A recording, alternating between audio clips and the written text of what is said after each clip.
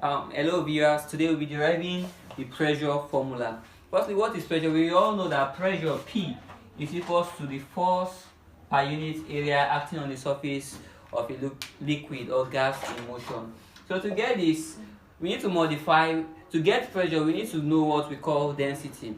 Now what is density?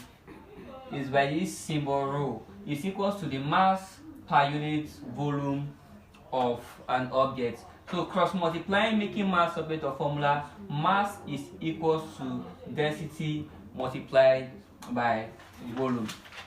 Now, but we all know pressure is force per unit area, but force is equals to mass times acceleration due to gravity. Then we can modify our pressure equation to be P is equals to mg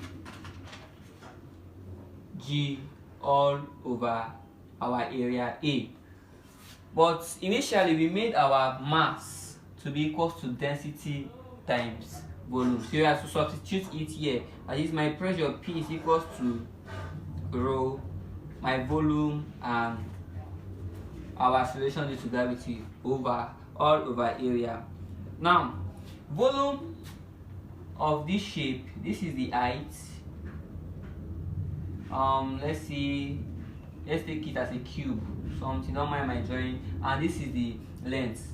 So volume is,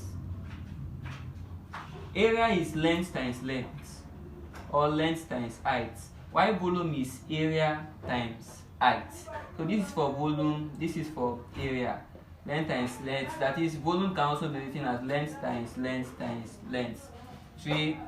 So with this, I'm having volume here, that is, I'm having rho area times height multiplied by g, and all over area.